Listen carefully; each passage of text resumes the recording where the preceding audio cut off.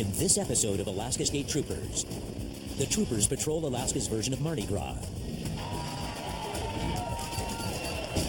But far outnumbered in the backcountry, things can go sideways in an instant. We are literally out in the middle of nowhere. Just him. Are you challenging me to a fight? Trooper Peterson patrols another Alaskan celebration and head to one of the most remote corners of Alaska. Dude, we just landed on the ice. This is my patrol car. This is Alaska's Wild Side. No!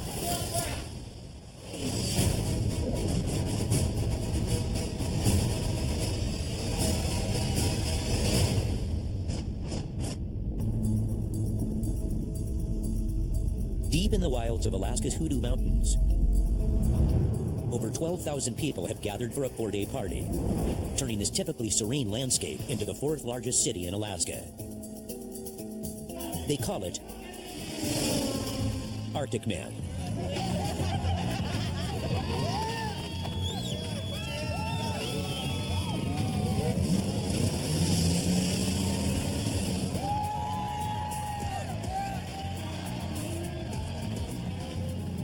And it's one of Alaska's biggest, wildest, and most dangerous parties. Heavy drinking. Oh, I don't talk to them. Beer? Right. You guys want a beer? High-powered snow machines.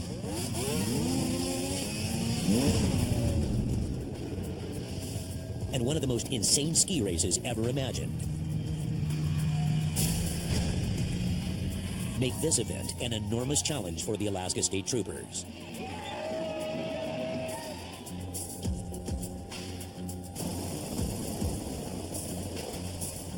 Lieutenant Lonnie Piscoya briefs his troopers on the coming weekend. Nobody goes to the beer tent alone. If you go anywhere in the park, I'd like you to pair up. It's good practice. I don't want, a bunch of rowdy guys that are highly intoxicated go after a trooper or an officer. It's just not going to happen in our watch.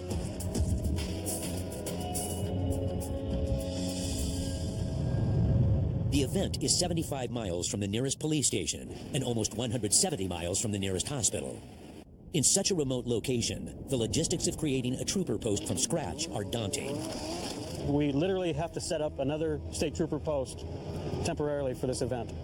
This year, troopers beef up their presence by adding a mobile command center with satellite service and a masked camera to aid in monitoring the camp. This event, for the next 4 days, we could have as many as 12,000 people. There are 1,380 sites for motorhomes here, so we could have that many motorhomes. It's a large event. This is significant. I mean, we are literally out in the middle of nowhere. They have only 24 troopers and officers on scene, one for every 500 partiers. So Lieutenant Piscoya has his men constantly drive around the grounds, switching up their vehicles and patrolling the same area. This gives partygoers the impression that there are more troopers than there really are. We just hit it hard the very first day, and with everybody out on patrol, everybody out on the roads, every trooper out in their own vehicles out here, people are convinced. We've had people come up to us asking us if there's over 100 troopers here, and I'm fine with that. If you weren't seeing us, if we didn't have the patrols out here so that people could know that we're here, you'd feel like, yeah, you really, are in the middle of nowhere. It's not like you just pick up the phone and call 911. First of all, the phone's not going to work here. But even if the phone did work here, it'd take forever for somebody to respond, to this, to here. But because we are living here, it doesn't take us long to respond. We're here. Wildlife Trooper Sergeant Scott Quist is used to patrolling the wilds of interior Alaska for hunters and their kill. But at Arctic Man, he's on the lookout for a different version of wildlife. Before I missed what you were looking for. It's not long before Quist spots an intoxicated man stumbling down the road. Hey, that's our guy. Hey, I'm concerned about you. You okay to walk home? No. No? At this remote mountain party, passing out drunk in single-digit temperatures can mean death. I'm concerned about you walking around here. You're going to tip over. Do you need a ride? No, I don't know. I can't say. Okay, how far away is it? Down there. Down there? How far? I'm not sure. This is the first time I've ever been here. Okay. The temperature here at Arctic Man was about 10 degrees. If an intoxicated person passes out someplace out of view of his buddies, he could very well die. I have him. I'm concerned about him because he's I have him. pretty intoxicated. I know he is, but I have him. All right. I was looking for him. That's why I was scared. I was like, where is he at? No, he's fine. He won't be Okay. drinking anymore. Good choice. Yeah. As day becomes night, the temperatures fall, but alcohol consumption's on the rise. Things are starting to heat up a little bit. It's the sun is going down. People are back from their day of snow machining in the mountains, and they're likely headed for the beer tent. Nightfall for us means business. You know, we don't have a clue what's going to happen over the next 2 nights.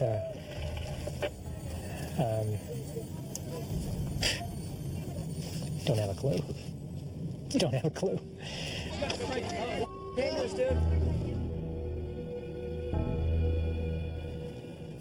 In the command center, the mast camera on top of the truck is already paying off. Zoom in a little bit more. Zoom in. Looking drunk. It's the midnight shift change on Thursday night. And in addition to the usual safety patrols, troopers have another mission: stopping the sale of illegal drugs.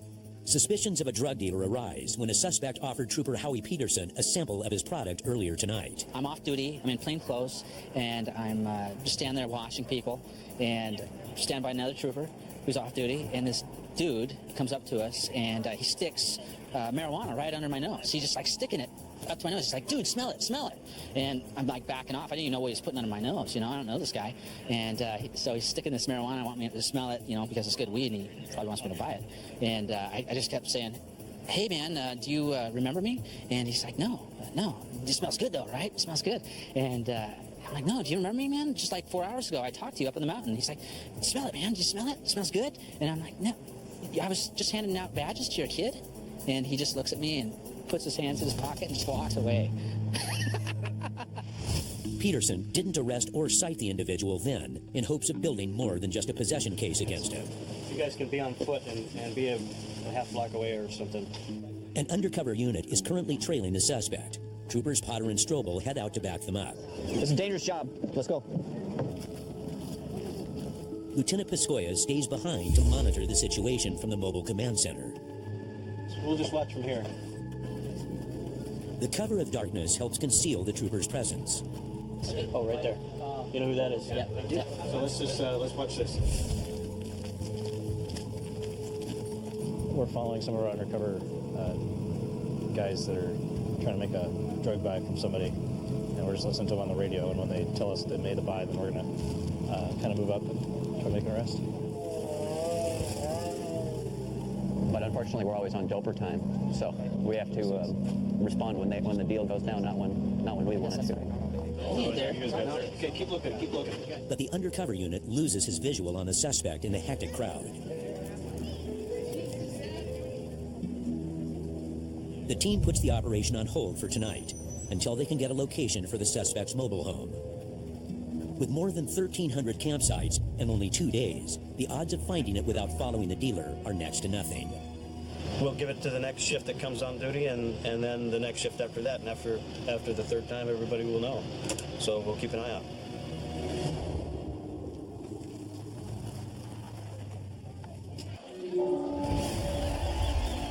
Okay, ladies and gentlemen, my job's done. I'm gonna go home and have a good time, maybe a little drunk night. So if I fall down out there, will you guys take care of me? The epicenter of both celebration and inebriation at Arctic Man is the beer tent. Anybody see these guys are blowing marijuana in my face, and I hate marijuana. It messes my eyes up. I do not do marijuana. It's not good for my eyes. Only 4 bouncers work the tent, packed with a raucous crowd of hundreds. Troopers are fully aware of how quickly things can spiral out of control. We're just kind of control some chaos in the bar right now. Intoxicated folks are getting kicked out. People making out in the outhouses are getting kicked out. People fighting are getting kicked out. Just outside the beer tent, Sergeant Rick Roberts detains a man accused of throwing beer cans at partygoers. Did you see me throw something? We had liquid come across that hit the tent. When I came around the side of the tent, the only 3 people were standing there. Yes, I was standing there. Hey, don't you raise your voice with me. Did you see me throw something? Because We'll come back and see you. if you guys try to do that, So you don't know nothing. You didn't throw nothing. It's kind of gross. Oh, we'll come back and find in a second if we get something else. if he says you can tell me to throw something, perfectly fine with it. But guess what? What about you telling him that you threw something? I didn't tell him I threw anything because if I did, I didn't. But guess what? I almost guarantee you 100% did not throw one thing. How come you can almost guarantee? All right, I'll give you 100%. I did not throw one thing. I mean, I admit that, if you consider throwing, stumbling around and dropping stuff off my sleeves. Is that throwing something? So did that happen? You dropped something out your sleeves? No. This isn't the first time troopers have dealt with a man tonight. Tonight? You got punched by some girl in there? No, tonight. Was it tonight you got hit? Yeah, I got hit really bad. How come you got hit? It hurt me really bad. How come she hit you? She hit me because I was trying to hit on her really hard, and she was just like, hey, I don't want to be hit on right now. And she hit me, and then she ended up hooking up with me, but that's all I can handle. Fist punch here or open slap? It was kind of, the first time was a fist punch, and then open slap the second time. She must not have been into you then. Yeah, my face was red after it. Alright. I kind of hurt, but then after that while, you know, you're drunk, you're like, hey man, I'm numb as who gives a Don't spit on me, man. Oh, bro, I know. The victim decides not to press charges, but troopers are left with a mess on their hands, getting him home. How scared are you, buddy? He wants to know who Spaceman is. Scale of 1 to 10. 1 being not much, 10 being a lot. Like a 7. Like a 7? So our recommend's a 7. What are you, like a 12? Oh, you go right Scale of 1 to 10? 16 and a half. You're a 16 and a half? All right. You are in charge of getting Spaceman back to your camp. I will make sure. And making sure he doesn't throw anything. No, it's an ice cave. You know what I'm saying? I promise. I will take total control of him. Am I going to regret letting the drunk guy take a drunk guy home? I promise you won't. I promise you won't. All right? Try not to wet your pants. Try not to get hit by any girls, okay? It's what happens, right? Take Tulio home, man. Who's getting that National Discovery? Yeah! Not this guy. Hey!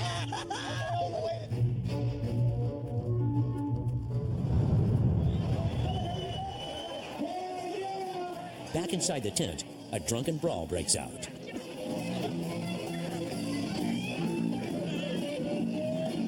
Tent down in the beer tent. Get off him! Come on! Stay trooper, stop! Stop fighting! Stop fighting! Hell yeah! Just stay there. Hell yeah! Put your hands behind your back. I said hell yeah! Are you going to cuff him? Yeah. Okay. Hell yeah!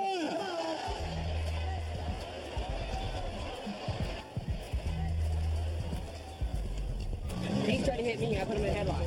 Okay, what's going on tonight?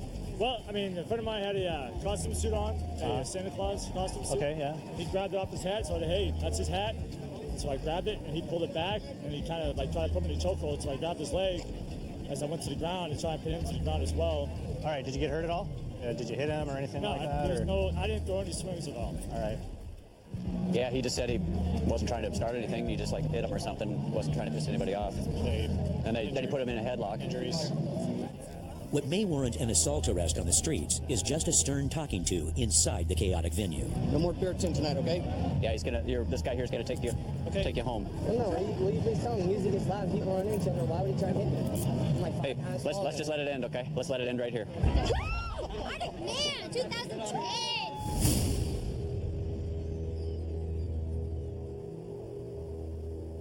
The next day is practice day up on the mountain for Arctic Man's main event, the Ski and Snow Go Classic. All right.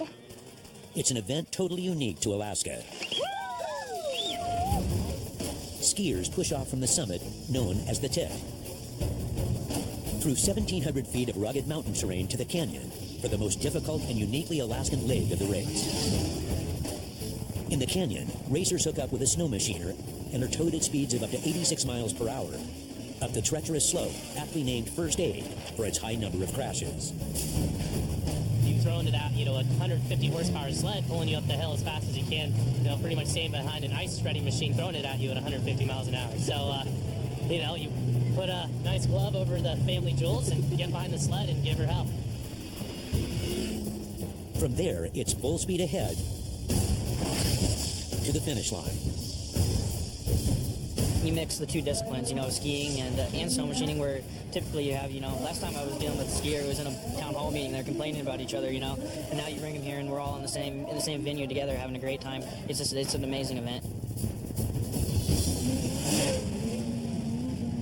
Back in the camp, today's party is already starting.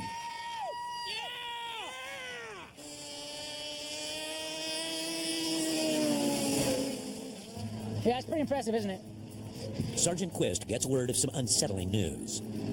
So, the other other side of the row of vehicles, there's a camper. There are two male individuals there. They've been bothering girls, offering to give them beer and trying to get them inside the camper. And these are young females that we're talking about. So we're just going to go make contact, see what we can find out.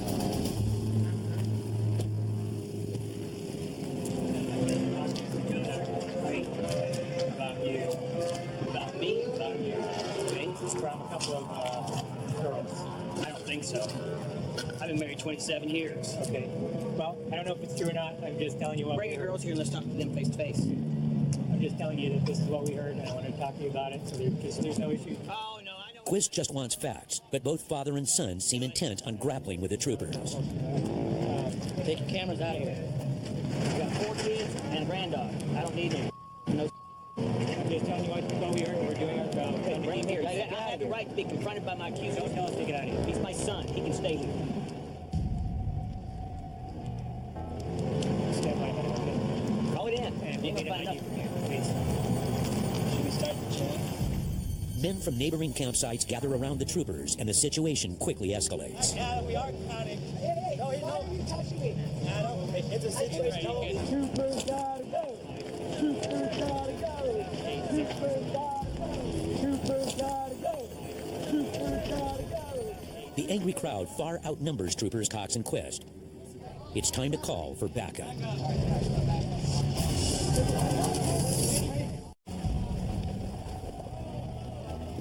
Backup arrives.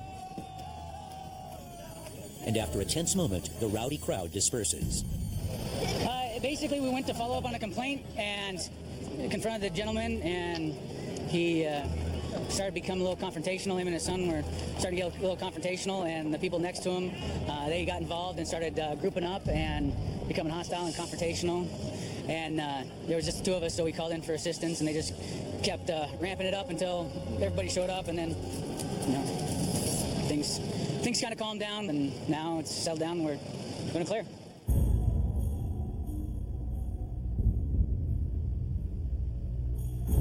Back in the command center, troopers catch a break in yesterday's halted drug investigation when the eye in the sky spots the suspected dealer. Well, this time we're not going to lose him today. What we want to do is we want to build probable cause in this case. We suspect that he's a good-sized dealer, has the stash somewhere else. So what we'll do is we'll send in an undercover officer in there to hit him up, see if he'll sell to the UC. And if he sells, maybe he'll take him back to where the stash is to make the transaction, and hopefully we'll get the supply of whatever he brought into Arctic, and we'll take down a dealer. Once again, the mobile command center is proving to be worth its weight in gold. We just can't simply do this with our old command center. We've got eyes on him until we can get our people out there, but right now we can communicate with our drug investigators and let them know his location from right here. While Sergeant Cox briefs the undercover unit on their new intel, Lieutenant Piscoya keeps constant watch on the suspect's current location. Is that his daughter, Dad? 2 kids and his wife right there. He just can't stand still, could he? Non-stop, non-stop. Talk, talk, talk, talk. Pretty animated person, isn't he? Boy. At the base level, all there are salesmen. They're just selling a... I was a snow machine fan. Yeah. Next week, you know... He was a boxing fan the other day. Yeah. He's a chameleon. They know he's been dealing. Look at that. They're making a deal right there. What's he got? Is that money? No? Now they have the tape to prove it. No, that's drugs. But a simple deal isn't enough for the troopers. We want to find his stash, his whole supply. We don't want what's on his person. We want where he's stashing everything and keeping it. To do that, they must still find the location of the suspect's trailer. But with a massive amount of campsites at Arctic Man, it's easier said than done.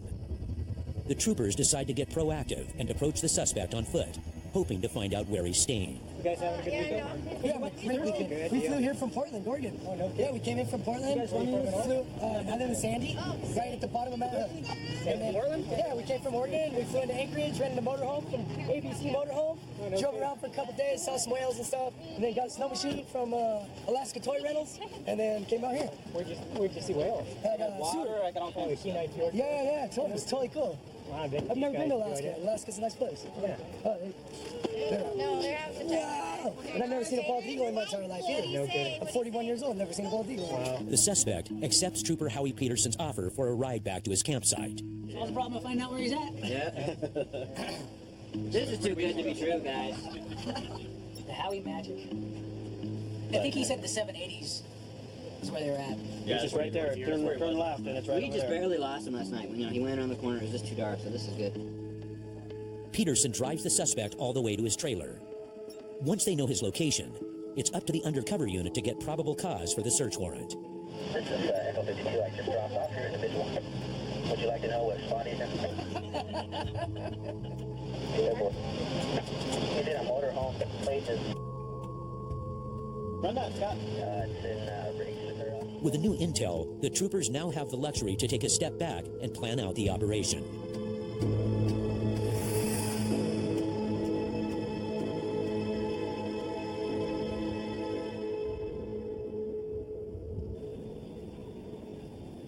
But now, word comes in about another suspect that could change everything at Arctic Man. We have a gentleman that we got wind that he might be at the Arctic Man event. He is currently wanted for murder one.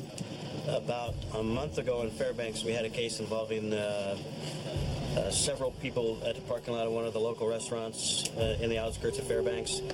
Got into an altercation. One guy produced a handgun and shot the other guy and then left. So what I've done is I've asked the dispatcher to send us a picture of the individual, and we've given it to the troopers working the shift. And they're going to the pier tent and on their patrols. They're keeping an eye out for him.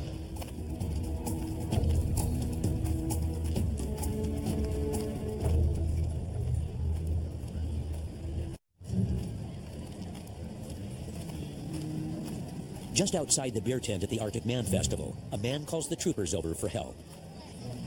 Hey. What's going on? It's my sled. Come talk to me. Yes, sir. Come on. No problem. What's going on? Nobody. I just was trying to tell him that it was my sled. Do you have your ID on you, bud? Yeah. Okay. A dispute over ownership of the snow machine leads the troopers to intervene. And what did you see exactly? I walked over to get on my sled to turn around, head back to camp, and he was sitting on it. And I was like, "What are you doing, dude?" He's like, "I'm trying to start my sled." I'm like, "That's my sled." Okay. And he's like, "No, that's my sled." I'm like, "No, I'm telling anybody that is not your We tried sled." telling Alright, so you saw him trying to start That's it. when I waved you guys over. Okay. I just want to put it away, make sure no one else can ride it. I just want to go home and. All right. Well, let's see who it belongs to. Here, let me make sure that it's yours here. Where'd you get that key from? That's your key? I think so, yes. Okay. The only thing I have to make sure is, like, if no one else has the key, I'll make sure I have the key, and I'm going to take it home and just walk home. Like, I don't think anyone else has the key. Yeah. It turns out, this particular snow machine doesn't take a key at all. I mean, there's no keyhole at all. You can look at it. It's a little nipple that It's sticks. an electronic start? Yeah. Okay. There's no keyhole in it. Oh, but is this your sled? Oh, I think it is. I'm not sure yet. How many drinks have you had tonight, sir? Several. All right, sir. You just know you can't be riding, sir. No question. Yeah, but you're sitting on the sled trying to start it, and right. All I'm saying is, attempting to start the snow machine while drunk is a potential DUI charge. Officer Pete Steen arrives to give the suspect field sobriety tests. Okay. He jumped onto this sled here, attempting to take it with this key. Okay. Oh, nice. And they told him multiple times, dude, it's not your sled. He says, yes, it is. He's trying to drive off with it. He told me on tape, I'm trying to drive with my sled. Okay. All right. Mr. Bellick, how you doing? I'm Officer Steen, Troopers Highway Patrol. What's the well, just how much you had to drink tonight? A couple beers, sort of. Okay. Well, we got to do some stuff here, find out how much you had to drink tonight, okay? Right. Can I get you standing? Steen asks the subject to recite the alphabet. Can you tell me the English alphabet? C, D, without saying it? Okay, yeah, go ahead. EDHIAPQE. Okay, can you count backwards for me from 69 to 54? Yes, 69, 66, 67, 64, 69, 66, 65, 64, 63, 64, 62, 61, 60, 59, 58, 59, 56, 59, 58, 57, 56, 56, 57. Okay, wait a second. Can I get you taking blood on this? Steaks or mayo? Unfortunately, I got to put you under arrest for DUI, partner. For what? DUI, man. What did I drive though? You were trying to drive that sled off, partner. What sled? The one that just left. It didn't belong to you. You tried to take off with it, man. Okay. All right, back over this way. On On the other side of the RV park, Bravo 24-182. Trooper Nieves gets a call to back up a trooper who suspects a group of men are in possession of marijuana. Oh, you guys have your IDs with you? Yeah, awesome. We're gonna have you step out one at a time. I'll have you step out first. We can smell something. It smells like marijuana. If any of you have marijuana on you right now, it would be in your best interest to just produce it right now. If it's personal use, it's a ticket. But if you're concealing it on your person, if you have enough that where it's going to be for distribution, then we're going to have issues. Does anybody have any personal use on you? No, sir. All right, well, we'll have you step out first, sir. Everybody else stay in the vehicle. All right, have you step out, sir. Let me talk with you for a second here. Come here, sir. Sir, I could see in your face, I could see in your eyes. Do you have the personal use marijuana on you? Just get rid of it. No, I don't got it right now, But did you smoke earlier? Yeah, we smoked earlier. Okay, that's why we're smelling it. Is there any in the car right now? I'm not sure. There could be. I don't know. They search another passenger and find evidence that may point to more than just personal use. Okay, are they saying anything about selling? That guy has 20. I mean, he's probably got $1,000, $2,000 on him in 20s. With consent from the driver, Nieves searches the truck.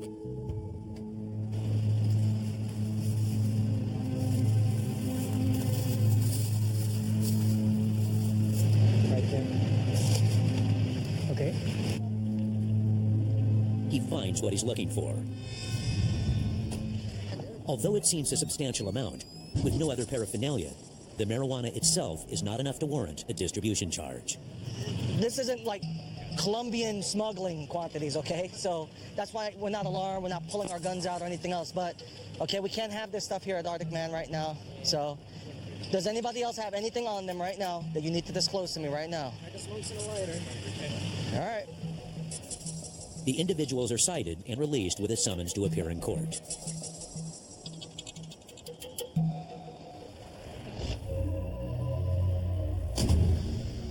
As the sun rises on the third day of the Arctic Man celebration, it's time for race day. And the action moves from the beer tent and RV park up the mountain. There's thousands of people moving in through here because this is a staging point that they used to get up to what they call the tip at the big start point where the skiers come down. And so this kind of is like a big funneling point where everybody comes here to make it up the hill. At the top of the mountain, racers gear up for the start. Bring it on, right? Let's go.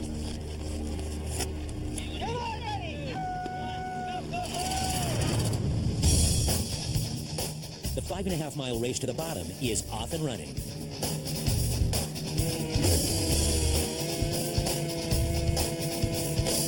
Besides just watching this event, people come up to enjoy the terrain themselves, and with snow machiners of all skill levels on the hill, the troopers are there to make sure nobody gets seriously hurt.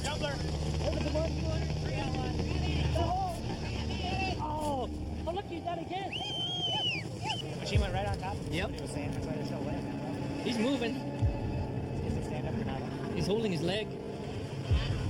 He's doing the good old, yeah, I'm not really hurt, but boy, that really hurt. Yeah. You know, most of the stuff we had in years past, it wasn't in a big group setting like this. A couple guys went off and did their thing. Yep. You know, because they're like, yeah, let's go learn. And then they figure out, yeah, maybe we should have learned around a whole bunch of people with some EMTs or something. Yeah, right. This year's race goes off without any serious injuries. The winning team edges out second place by just 1 second. As the sun sets on the last night of Arctic Man, the party rages in the beer tent. And the window to arrest the suspected drug dealer narrows. I can't imagine that he's going to leave on the last night and not sell everything he's got. Yeah. Having located his campsite earlier that day, the undercover unit attempts a buy. So they were over there. Inside the command post, Lieutenant Piscoya waits for confirmation that drugs and money have switched hands. They've been looking for him. He's been holed up in his trailer for the last 2 or 3 hours. If the buy happens, uniformed troopers will rush in to make the arrest. They'll hook him, and you guys need to secure the RV, and then we'll apply for a search warrant. 52-2.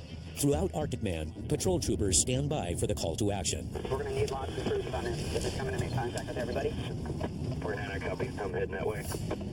The buy goes down, and the troopers get ready. 52-2 usually have 3 other units approaching. Additional surveillance information about the campsite comes in. There seems to be several people outside. Yeah, affirmative. Those are all his friends, so that's why we want this many units. we have to worry that there's thousands of folks here that may decide to help out this guy because he's gone around and contacted tons of folks. Careful, get everybody's ID, make sure that there's no weapons. The troopers move in. Are we detaining everybody? That's affirmative. That work. All right, let's roll.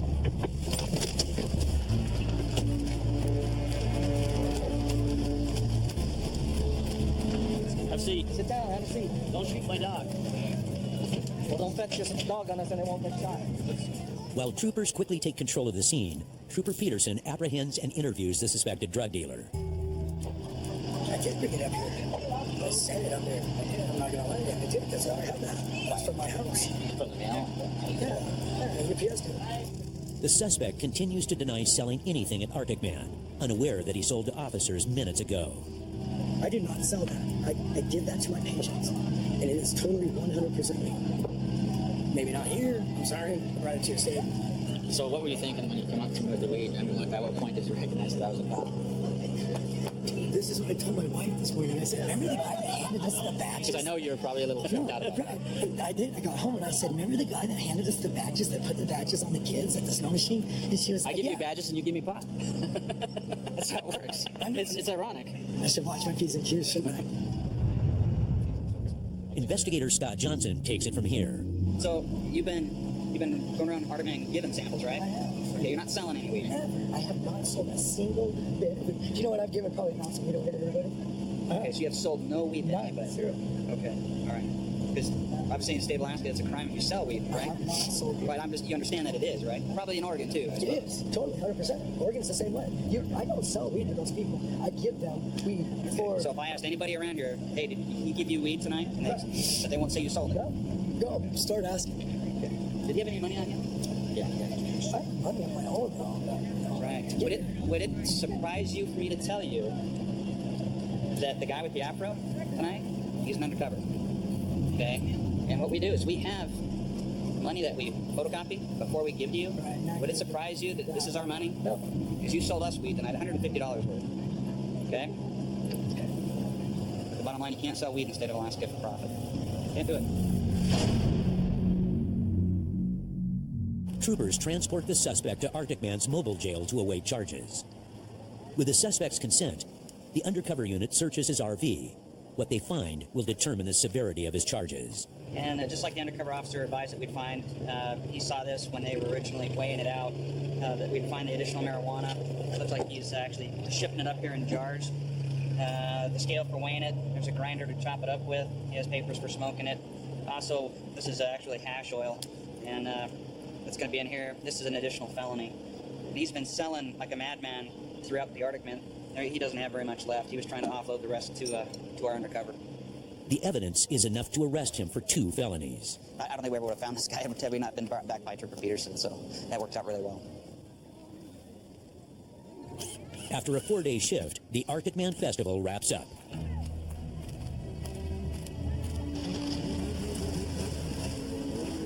And troopers return to their normal duties, protecting the people and wildlife throughout the 49th state.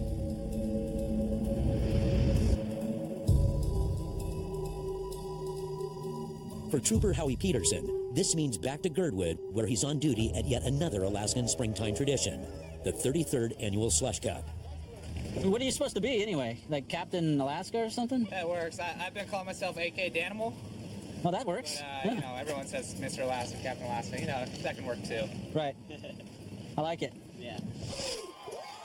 This has been going on for years, and as you can see, it draws thousands of people, and it's kind of a fun event to come and work.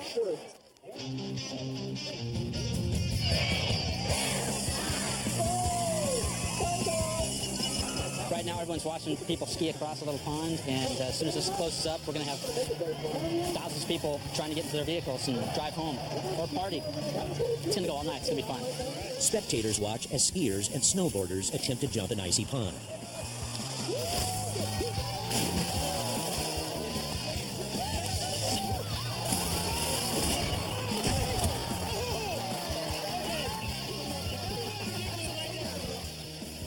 After it's all over, Peterson returns to traffic patrol on the busy Girdwood streets. Hey, you're going to fall off, right? I'm stopping right here. Okay, all right.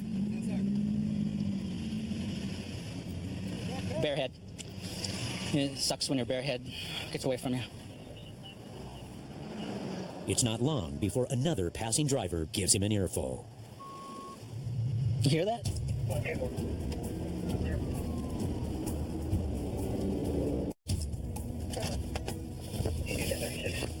That's what his deal is. How are we doing today, guys? Good. Is there a problem back there on the road? No, sir. Why are you yelling? Why are you screaming at me as you drive by and then almost go into the ditch? I wasn't screaming at you. You were. What's the story? No, sirs. Okay. No, No sirs? No sirs. You sound drunk and you smell drunk. Step out of the car. Come on out, partner. You got any weapons on you? No, sir. Come back here. Keep your hands out of your pocket. Hey, partner. Can I have your driver's license? Thanks, partner. How old are you? I'm 20. 20? Okay. Marijuana in the car, I'm going to need that. Okay? Don't screw with me. Just give it to me. Pull it out. How much you got, partner? Here. I really don't want any trouble. No, just hold it. Just tell me what you got. That's it. Less than a gram. Okay. Anything else on you? I mean, you got a pipe, right? I don't. Huh? I don't. I have one, sir. You have one? Yes, sir. How much do you have to drink? Huh? How much did you have to drink tonight? I've had a couple of drinks before the slush cup. I was competing, so... 1060. Yeah. Do you normally talk with your words all slurred? That's how you normally talk? It's not an alcohol thing? No, sir. I was bit in the head as a baby by my dog. You were hit in the head? Bit in the head, I said. Bit, and then I've had about 10 or 11 head concussions. Okay. Injuries, so... Okay, all right. I'll keep that in mind. I'll put you through some tests. Do you think you can pass some field sobriety tests for me? Yes, sir. Okay. Look up my overalls first, sir. Sure. Thank you. Did you just pee your pants right now? It kind of looks that way. My pants? What's that? How does it look like I peed my pants? It looks like you peed your pants. Well, you want to see my shorts, sir? No, I think I'm good, man. Do you want me to demonstrate this again? And no, sir. Do you think you can do it? 9 steps there, 9 steps back. Okay. Continuous. Okay. Would you rather go over here away from the traffic? Would that be better? So why don't we just... Flat surface. Okay. I would love to do it on a flat surface. Flat surface, okay. 6, 7, 8, 9. Great. Let's try another one. Your eye test that I gave you is pretty much failing, okay? Don't want your marijuana to fly away. Let's try another test, okay? Let's try a one-leg stand. One leg stand? One leg stand, okay? So I want you to stand with your legs together like this for me. Which legs? I'll demonstrate. It doesn't matter. Okay. Okay. Do you have any injuries I need to know about with your legs? I do. Okay. I broke my right ankle 3 times in the past year. Okay. And it was about the size of a golf ball, to say the least. Okay. Okay. Yeah. Well, like I said, I'm just giving you an opportunity to pass these tests, okay? Because I want to see you pass these tests. Thank you, sir. I really got to say that I don't... Right here is... doing this... You don't? No. Okay. Well, turn around, put your hands behind your back, you're under arrest. Okay, well... I'm not going to tell you again. Turn around, put your hands behind your back, you're under arrest. I'll continue. Did you just hear what I said? Sorry. Turn around, put your hands behind your back, you're under arrest. Sir, please continue to Okay. Sir, do you not have No, we're gonna take you down to post and have you provide a sample, okay? Well, what kind of sample? Like a blood alcohol sample? Oh, like a breath sample. That's all we want. He takes the suspect to the Girdwood Trooper Post for a breath sample. Okay, there you go. All right, you're good. He's drunk. Inside, he blows a .163 over twice the legal limit. You know, the thought probably just didn't occur to him that he shouldn't drive while drunk, like it happens to so many people. It was plainly obvious for me, out of all those people, out of all that traffic, that was probably a drunk driver just by the way he was driving. And him yelling out of the window at me. In Alaska, we take driving under the influence seriously. Please let me go. Please help me, because I wasn't speeding. I reached in the back for my iPod and they said that I swerved. I don't know what I did. My buddy got let off the hook. Please help me.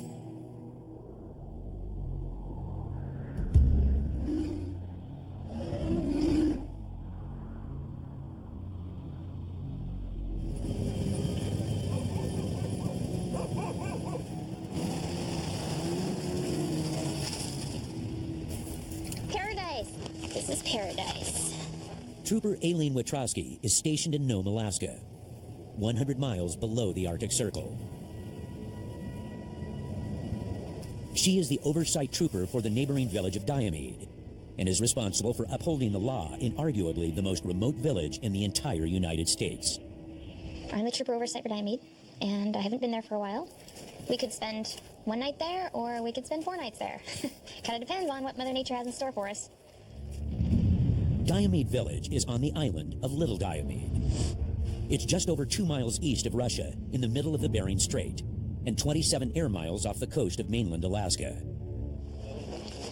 Rock on, dude. It's a 45-minute flight to the village. Today, Trooper Garrett Frost is accompanying Trooper Witrowski to transport an unregistered sex offender back to Nome. In the winter, the frozen Bering Sea serves as Diomede's airstrip.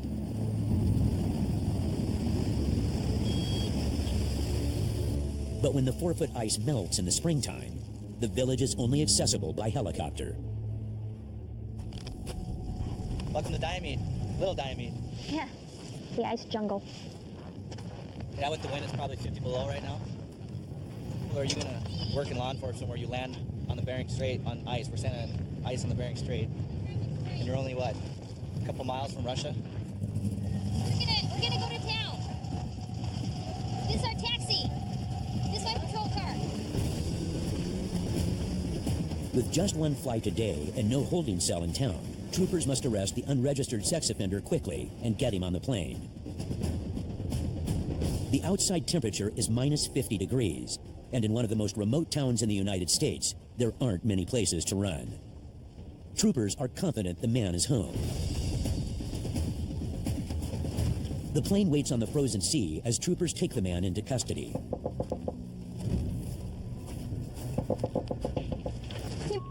Well, I got a level with you. I got a warrant for you. Okay, but we're kind of in a hurry. Because Trooper Frost is going to take you back to Nome today, okay? Okay. Yeah, we just got the guy. We gotta get him back to the sled. We're gonna put him on the back of the snow machine here. The plane is waiting for us to take off. Trooper Frost takes the suspect back to Nome. And Witrowski stays behind. If I'm lucky enough to know ahead of time that I need to bring somebody else with me, then I will. Most of the time, I just respond out here by myself. It's in a unique position because I don't have a holding cell. I really don't have anything out here. The circumstances make catching criminals uniquely challenging.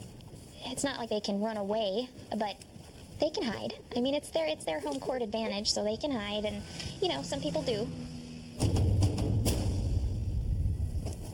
Since she's only out here once a month, Witrowski takes time to check in on the rest of the village. Did you miss me?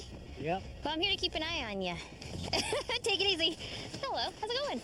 Diomede is home to 117 mostly Inuit Eskimos, whose native tongue was once spoken in Russia. I'll see you later. Brutal winters on the Bering Sea bring temperatures of 40 below and wind gusts of up to 80 miles an hour. Here, life is extreme. There's the international date line, so they get a little, upset if people go across there. In the winter, when the Bering Strait is frozen, Russia is within walking distance. Historically, people, for some reason, they look at the map, it looks like it's doable, so they try to go across, back and forth. And I know that Russia doesn't appreciate that. But on this village visit, Trooper Witrowski isn't concerned with wandering Russians or criminals. She's on the lookout for a dangerous element of a different breed. Polar bears. I heard Henry chased one. Didn't get it, and then Odge chased one too. In the wintertime, these massive predators can venture into town looking for food. That there behind me is about a 7-foot bear, which they just caught recently. It's a female bear. I was about 3 weeks ago when my cousin caught the bear just about 30 feet from here. We do eat the bear meat, but it takes, in order for us to eat the bear meat, we have to cook it for at least 4 hours only. About 2,000 polar bears roam the Arctic, a population that's on the decline due in part to hunting. Today, only Alaskan natives are permitted to hunt the bears. Hello. At the Diomede Elementary School, Trooper Witrowski gives a quick lesson in polar bear safety. My name is Aileen. I'm the Diomede Trooper. Even though you probably don't go to bed till 1 or 2 in the morning, you have to be in your house at 9 o'clock. Everybody understand that? I mean, I wouldn't want to get eaten by a polar bear, would you? Polar bear attacks are rare, but to keep kids safe, Diomede has adopted a 9 o'clock curfew. With just 3 hours of daylight in the winter months, resident Henry Solik is on polar bear patrol. I look out for polar bears in the morning because a couple weeks ago I got 3 of them right down here, right by the snow machines. 8:40 in the morning, and the kids were going down to school that morning. Last year I counted about 15 on the drift ice. When they come in close to the village, we had to end up killing them. Tonight, the village is quiet. The frigid temperatures keep residents indoors.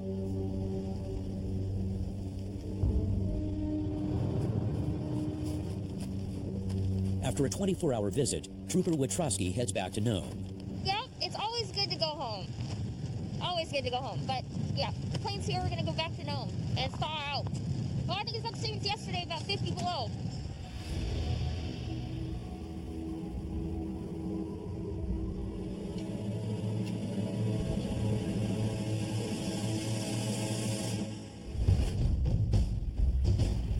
In stark contrast to the remote villages of the West Coast, over 650 miles to the east lies one of Alaska's most crime-ridden areas, the Mat-Su Valley. Troopers patrol the outlying areas, but within the cities, the responsibility lies with the local PD. Wasilla police officer Sergeant Jean Achey is working the day shift when a road rage report comes in. It's supposed to be a green Ford with a male driver. Complainant did not call in. Saw the vehicle pass the PD. It's headed outbound towards Anchorage. 10-4. According to the 911 call, one driver pulled a gun on another during a verbal dispute while stopped at an intersection. All across America, road rage incidents are on the rise and have been increasing for 20 years. And Alaska's no exception. They've had road rage incidents where they're basically playing demolition derby down the highway going into Anchorage, ramming each other, running other people off the road just because they're upset with each other. But Alaska doesn't require a permit to carry a concealed weapon, so anyone can be armed, enraged or not. As far as I'm concerned, everybody is armed, especially here in Alaska. The armed suspect is spotted at a nearby gas station. He's also dated 6/25/05, has assault on a police officer with a gun. 22 copy. Before you get another unit on northbound Wasilla, headed towards Surgery. The suspect's got a record of threatening cops with guns. Multiple units rush to the scene. 722, you're heading which direction?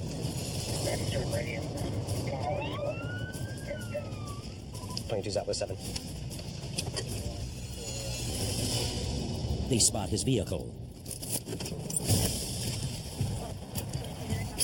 He's considered armed and dangerous, so police equipped with semi-automatic assault rifles move fast. Sir, get on the ground now. Get on the ground. Yeah. Get on the ground. Keep your hands where I can see it.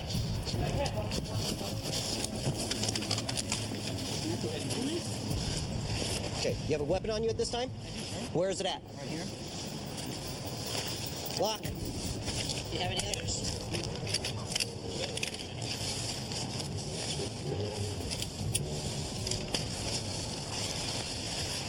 That's why we're here contacting you, about that gun. Sit up. In Wasilla, a road rage report has led police to this man. You have anything else on you that I need to be concerned about besides the gun I just removed? He's wanted for threatening another driver with a Glock semi-automatic. Macom was 22. We have one male secured at this time. One firearm on possession. Huffman, have a seat. The suspect may be charged with felony assault, and his car will be impounded. The tense situation is resolved. How come you didn't send the dogs? Release the hounds! I think we scared the heck out of everybody in the 7-Eleven here. Now, the big part of police work, paperwork.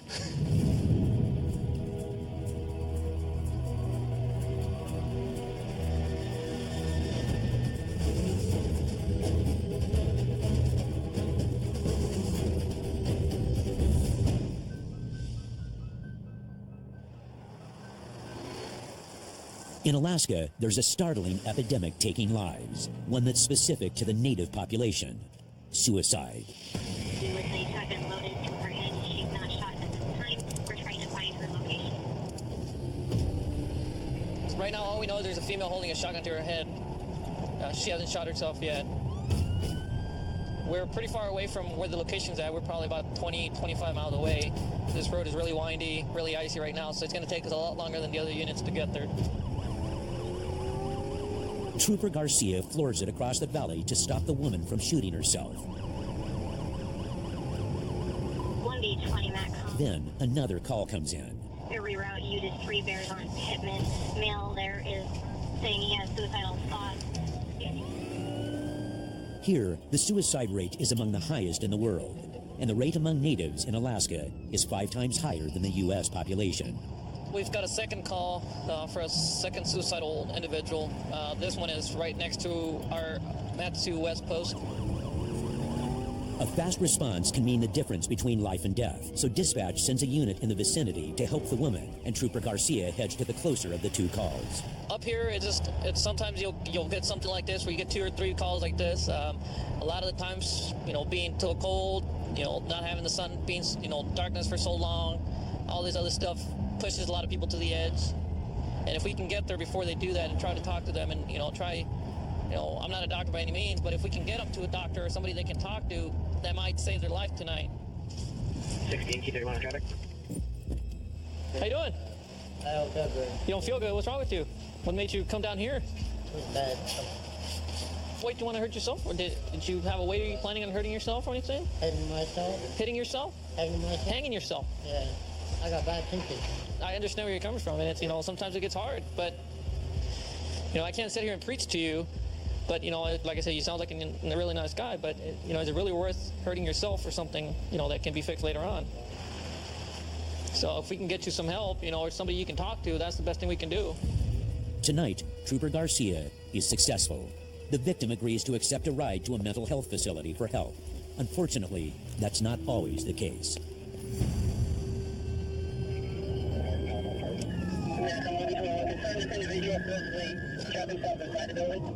Negative, it's behind the building. Female came in screaming and crying about somebody shooting themselves.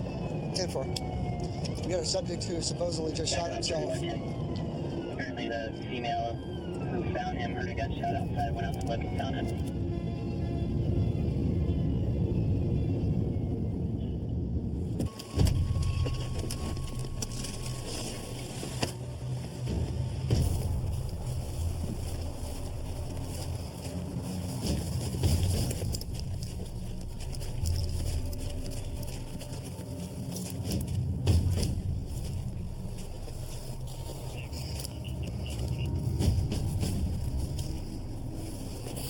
Got one down motionless.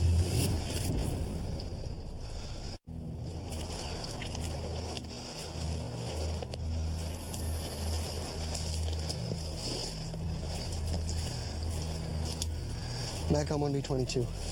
Confirm 11079.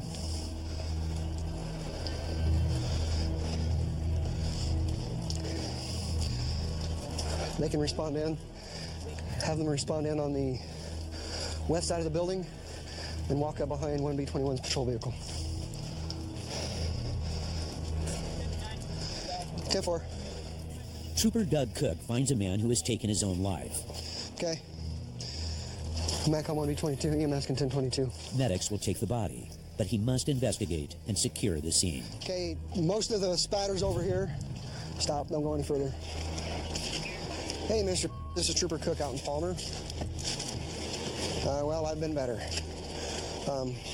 Myself and Trooper Hayes responded for reported man down after a single gunshot was heard. Somebody come out and found him. I haven't got a positive ID yet, but I haven't touched the body. I wanted them to get permission to roll him over, see if I can find his ID. There's no way to facial recognition, and looks like he put a 12-gauge single shotgun in his mouth and pulled the trigger. There's nothing to do now except document the scene and identify the body. Is that him?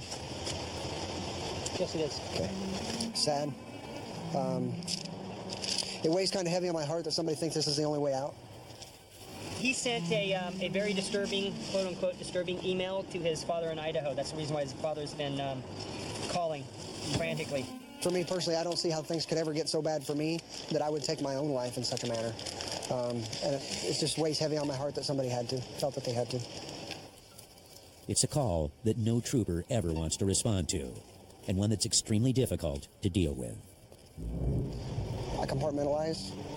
When I'm at work, my wife doesn't have a switch. When I get dressed, she doesn't like me anymore because I could become trooper cook. When I'm off, I'm a different person. So for me, I kind of just separate it, work versus home.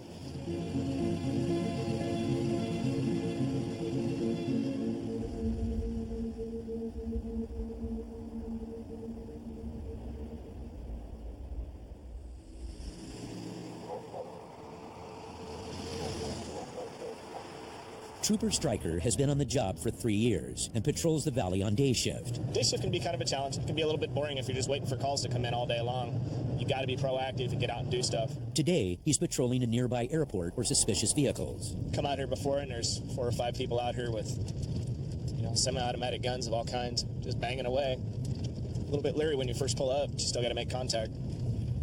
As he heads down the runway, he spots a parked car.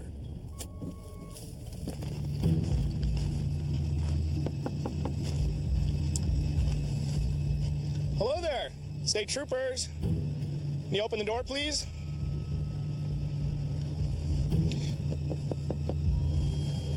Appears to be getting on her shorts. Okay, I can do that. You guys want to keep your hands where I can see them? Yeah. Pulling on your pants over there, bud? Yeah? You got shorts on? Yeah. Okay, why don't you just leave your pants right there? Mind if I ask what you guys are doing out here? Other than maybe the painfully obvious? Enjoying the view. A nice view it is of Anchorage. Stryker soon discovers the passenger and driver are both subjects in an ongoing burglary investigation. Hey, Raymond, can you roll down the window so we can talk? So, let me ask you guys something. If I were to look through the vehicle, is there anything in here that's going to get you guys in trouble? Nothing at all? Not the trunk. Just not the trunk? Okay. Is there a reason why I shouldn't be looking in the trunk? Yeah, it's like all of our clothes, underwear, like naked pictures, everything. Naked pictures? Okay, I don't want to see naked pictures. I'm not going to see any naked pictures looking through the back seat, right? Can I ask you guys to step out now that we're all dressed up? It's more for officer safety than anything else. Let's go ahead and turn around. Place your hands behind your back, interlock your fingers. You're not under arrest. Anything that I take out of your pockets isn't going to stick me or poke me, right? Okay. Keep you and me safe. Hey, guys, do I have your permission to go through this backpack? Because that is a separate item from what's in the... Okay. I'm going to leave it right here. Is there any firearms in here? I can tell. Holy Toledo, buddy. You could kill and collecting knives out of your car, bud. The man's in possession of nearly half a dozen knives. Awful lot of knives, Raymond. And a few unmentionables. There's some underwear in there, and I don't want to see her underwear. Okay, guys, we're going to close this up. I'm going to get out of here and let you get back to enjoying the scenery. Appreciate you guys' cooperation. They're both known heroin users here in the valley. They've been both suspected of a number of other crimes involving theft, breaking and entering into houses, burglary, if you will. So it was kind of prophetic that I ran into them down here at the end in the middle of nowhere, out here doing their business in their car. She's still macking on him? She is. She's right back to macking on him. That didn't take long. We're not even out of here yet.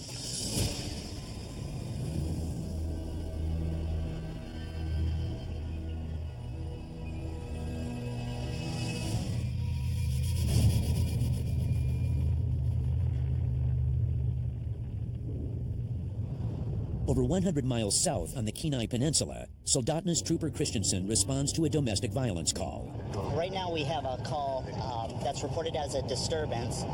Females reporting she can hear a couple screaming in an apartment. It's the dead of winter, and the roads are coated in ice. Soldotna 112, do we have any updates? Trooper Christensen is the second unit responding to this call. Because of these icy roads, the unit in front of us has went in the ditch. This might be him up here. The disturbance is over 15 miles away, and neighbors are concerned the violence is escalating. 24, the complainant says there is history. Troopers have been there often. She's stating there was a lot of screaming, yelling, and cussing. State troopers, anyone here? 12-10-60, they're refusing to come to the door. Christensen circles the residence to make sure no one has left out the back. More often than not, we end up chasing people out of residences or from vehicles, so very common to look for tracks in the snow. With no evidence of fleeing suspects, he checks in with the neighbors.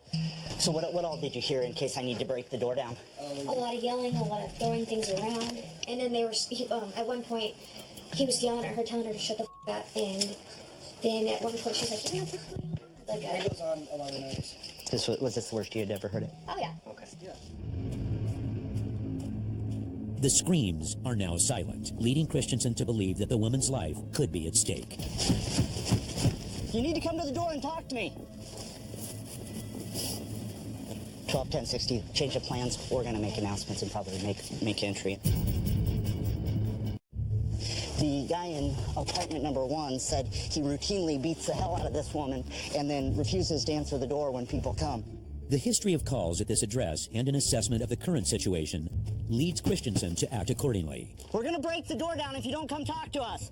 The statements from the parties in the apartment above and off to the side saying they've heard words to the effect that I'm going to kill you, things being slammed and thrown around the apartment. We have no choice but to go inside.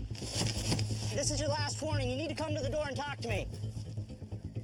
He uses a Halligan bar to force entry. State troopers, come talk to me. Come talk to me. Don't tell me you didn't hear me knocking. I was asleep. Okay. Who else is here? Keep the towel around you. Keep it. Come on the couch. On the couch now. Oh my goodness. When we contacted both individuals, they acted like they were asleep. I know that not to be true because I woke up the entire apartment complex by knocking on the front door. All my life, we were asleep. Now I'm seeing you have marks around your neck. You never touched me. You never done anything. I don't want to admit this. So you're telling me what the neighbors heard was you guys having sex? She's saying that she might have scratched him, but it was while they were having sex and not during an altercation. Look at this, Sergeant. Huh? No. Do you want me to scratch you? I'm going to tell you point blank. I don't believe you. I don't believe what I was told tonight. Okay, but I know I'm telling the truth, so. Okay. I'm so sorry we have sex. Oh my goodness. Well, you're going to have to tone it down a little bit if it's getting the neighbors called and then the troopers breaking in your front door.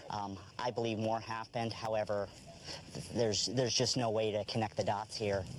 We'll be back to this residence without a doubt.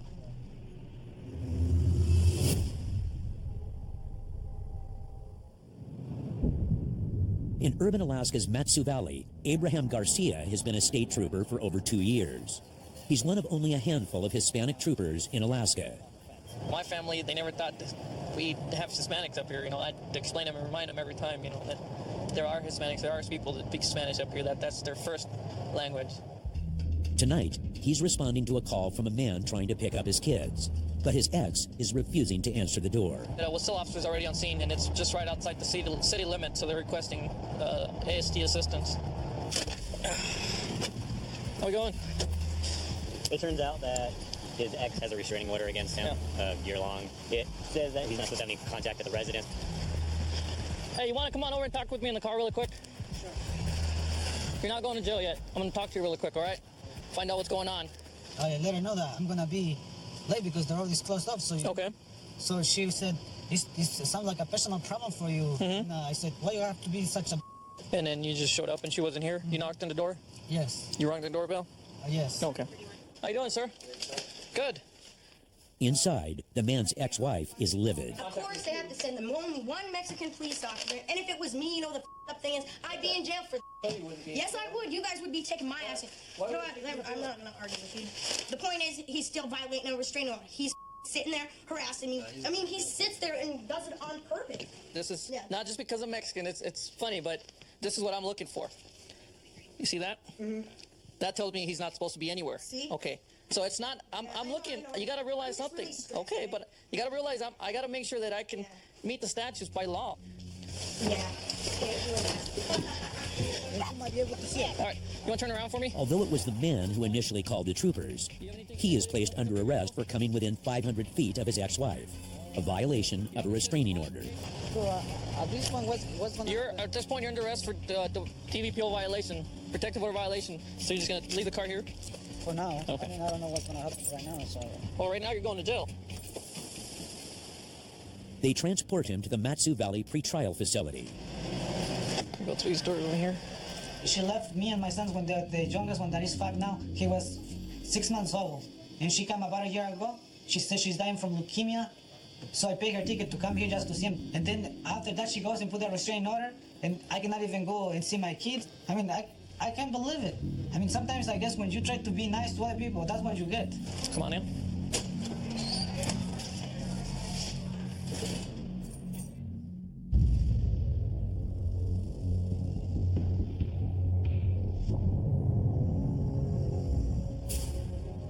"200 miles north in Fairbanks, domestic violence is on the rise by up to 42%.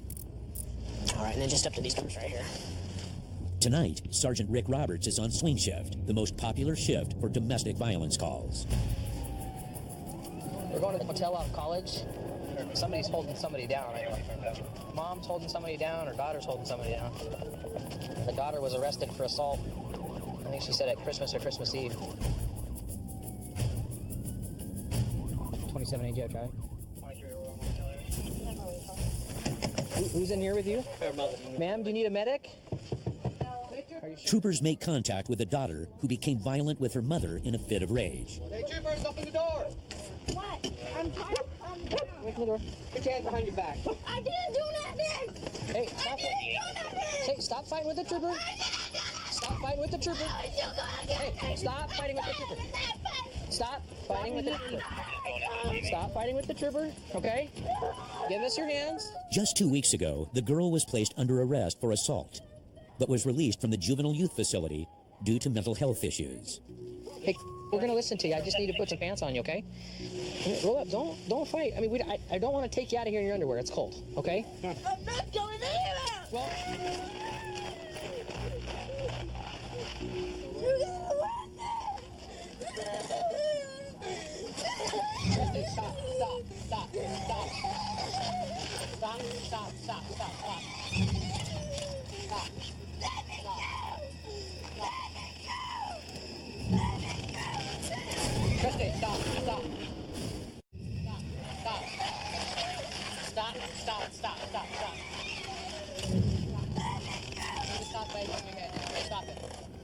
She's going to end up concussion herself here. Well, I think that this is enough for us to title her. Yeah. Let's do that. Let's go.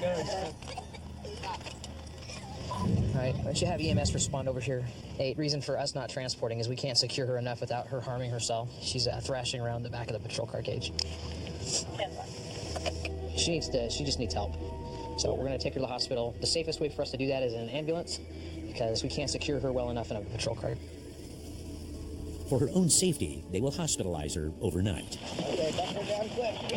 Well, I really hope that that at some point we're able to get her some mental health help.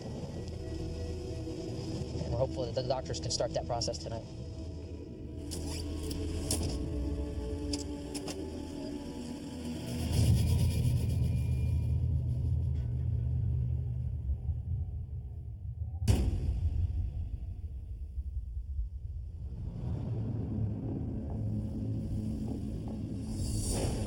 Trooper Garcia is back on the icy streets of Palmer. Oh, I just went into the ditch. Oh, get it. Get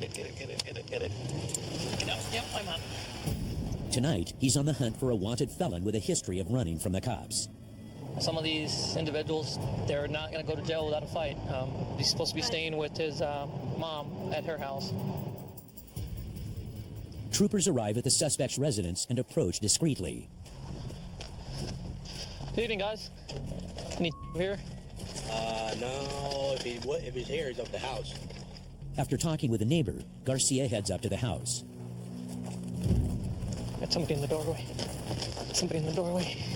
He told me he saw it a few hours ago. He's like, if he's not here, he's at his sister's house. So. When do you take off?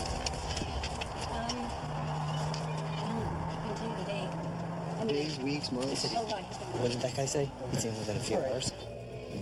Garcia feels the mom is covering for her son. Where does his sister live at? She lives in Palmer. Sisters. One trooper stays behind with the mom, while Garcia heads to the sister's house. Here, he's over there. So we need to head over there before somebody makes a call. Garcia's fearful his mother will tip off the suspect. What we didn't want to do is all three of us stay there. You know, he talks to her, get the information we need. We all three leave at the same time. She makes the phone call. By the time all three of us get over here, he's got the call and he's gone.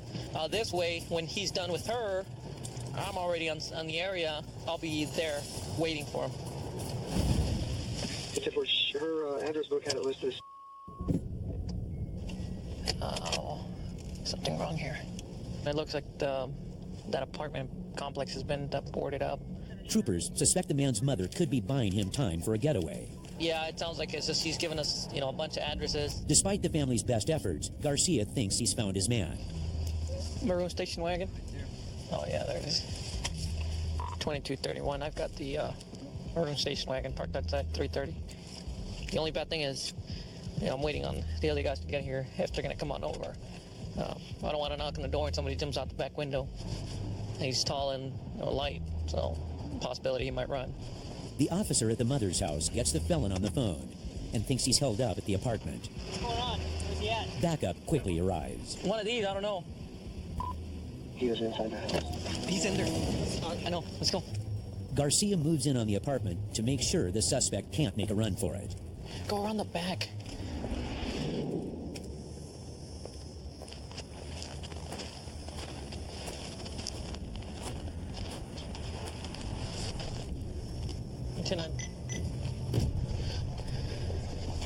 He should be coming out. I know. He's coming out. Come here. Use your hands. All right. Are you under arrest? You do have a warrant out for your arrest. Actually, 2 of them. All right, we're just gonna come on over here, sir. It turns out it was motherly advice that brought this criminal to justice. Trooper Cook stayed on scene, was able to talk to the female. He did his magic, convinced her to get him on the phone. Have a seat in there for me. I guess mothers have a great deal of persuasion, and she was on the phone with him. She let him know that troopers had surrounded his house that he was staying at, so he weighed his options and he weighed them correctly.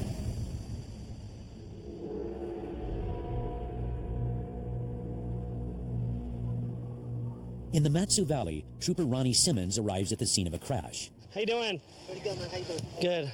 What happened? Well, I came through the stop sign, and when I turned the corner, went around the corner and it hit me. Who was driving this? Me. Okay, what happened? Okay, but you were sliding through? Yeah. You guys can stay in the car. I'll be right back with you guys. Don't know about him. A routine investigation reveals some suspicious information. And this guy here is known to carry a firearm with him. Step out, chat with some folks. Trooper Simmons suspects one of the drivers of drinking and driving. It's just you in there and nobody's hurt? No, nobody's hurt. Okay. What's this? It's Hollywood, huh? Hey, what's up? I've been trying to become an actor. Have you? We'll go over your skills here in a little bit. Any alcohol tonight? No, sir. Nothing at all? No, actually, I just got a 18-pack trying to go home. Okay. So you haven't drank anything today? No.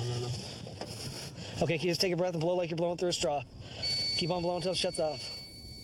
And a breathalyzer reveals an over-the-limit blood alcohol content of 0.11. Ruben, have you had a little bit of alcohol today? Like I said, just did the NyQuil. Just NyQuil? Mm-hmm. Okay, at this point, I think you've had some alcohol, okay? All right, so at this point, you're going to be placed under arrest for DUI. Just put your hands behind your back for me.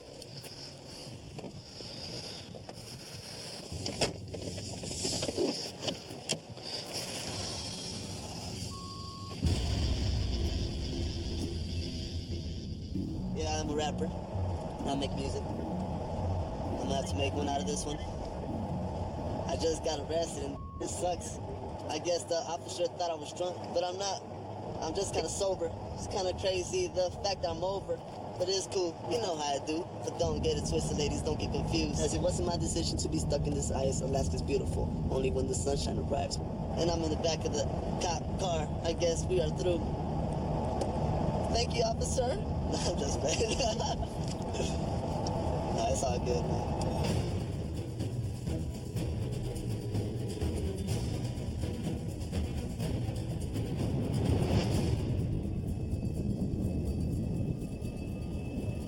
While the Matsu Valley has a higher crime rate than here in the less populated Northern Territory, this is Alaska's true wild side.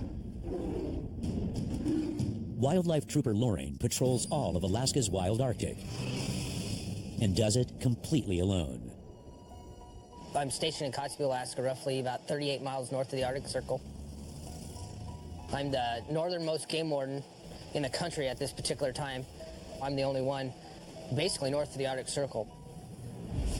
Loring's territory spans roughly 105,000 square miles of barren Arctic tundra. I could go out on a snow machine and I could ride for 6-7 hours and not even cover a 16th of my area. Like many wildlife troopers, Loring is also a skilled pilot. My area is so big that my airplane is a huge tool. I mean, really, I couldn't do my job effectively if I did not have this airplane. Today, he takes to the air to check on a hunting trail frequented by an illegal trapper.